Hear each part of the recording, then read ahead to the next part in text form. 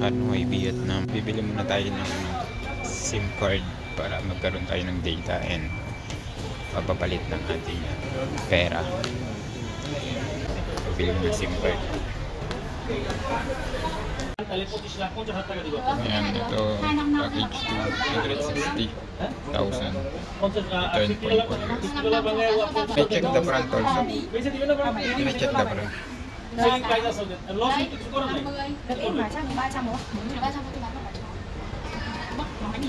Và nó được taxi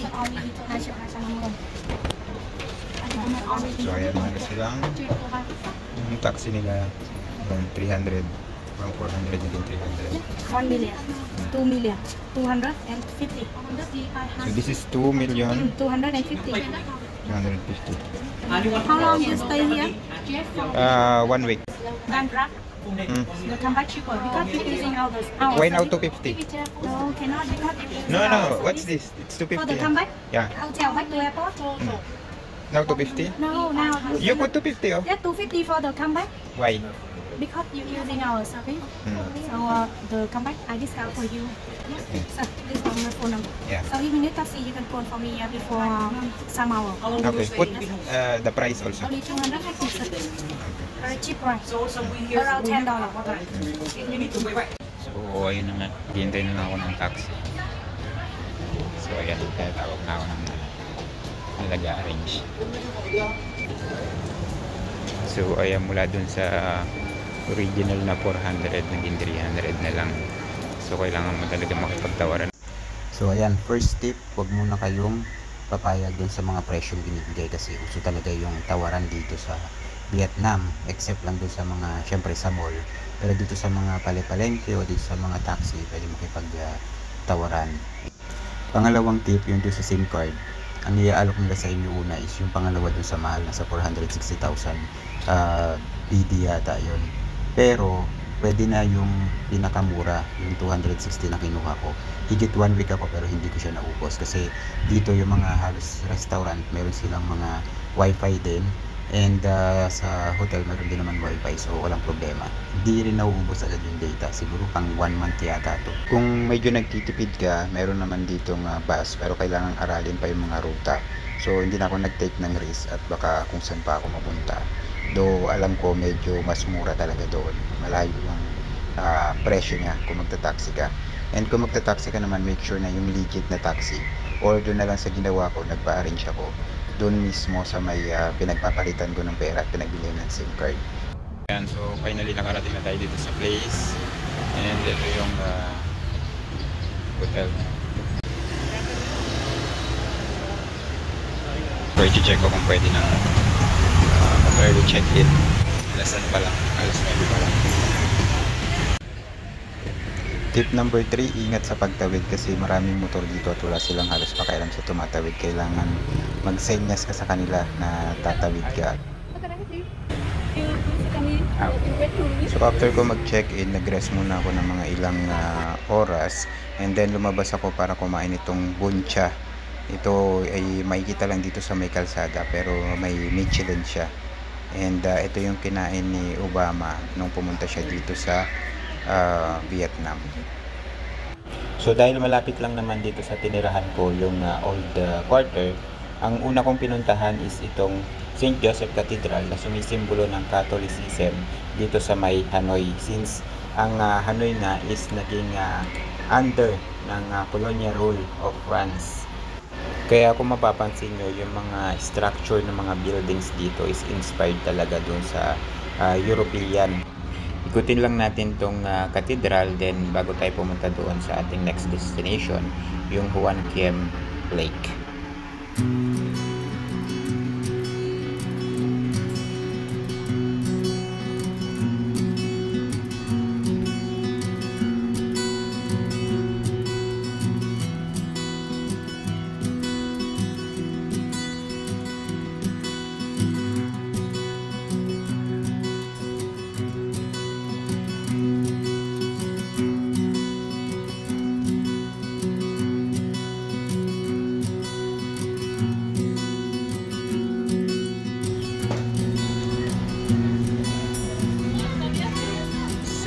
sa Patidro, Hanoi, Vietnam.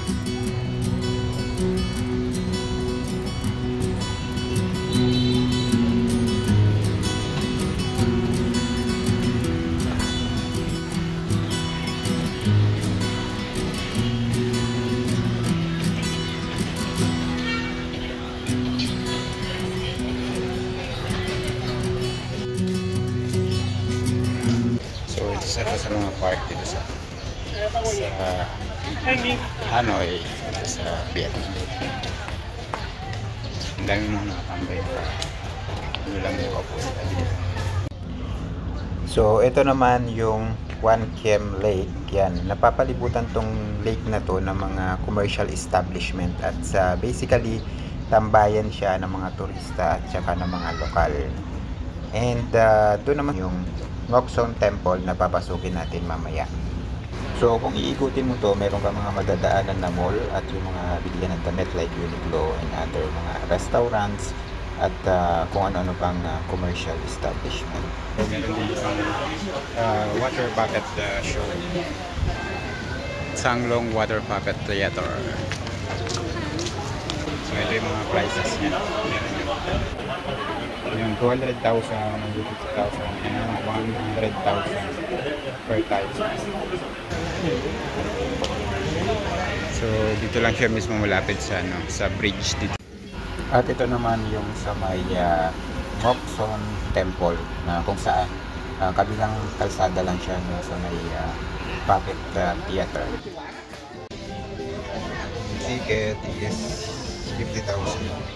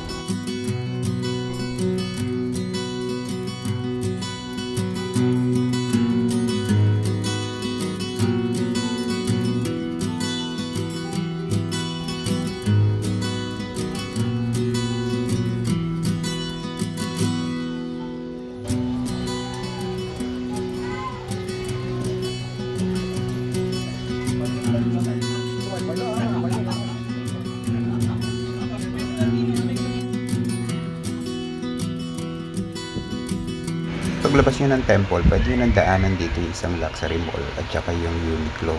Siguro mga nasa 10 to 15 minutes lang yung lakad.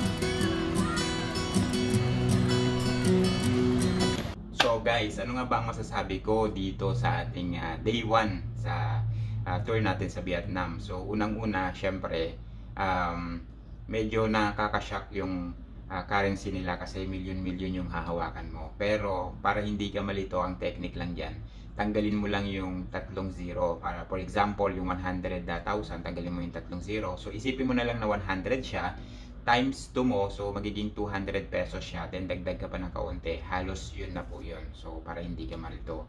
Then number 2, medyo shocking din yung sistema ng kanilang kalsada.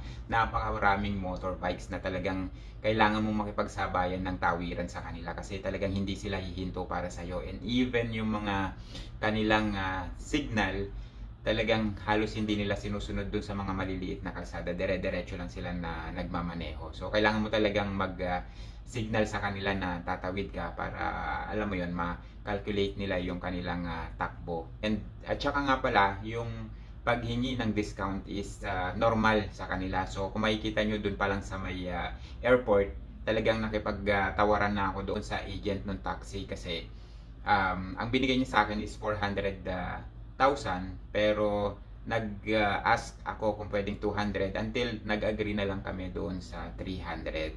Pero doon sa pagbalik, kung makikita nyo, nag-offer na siya ng mas mababa na 250. So meaning talagang sinusubukan nila na magkaroon ng mataas na presyo, do talagang kaya naman din siyang pababain. So kayo nang bahala doon kung sa palagay nyo mahal yung ino-offer sa inyo o yung mga binibilihin yung product sa kanila is medyo mahal, pwede po kayong makipag-negotiate ng presyo sa kanila.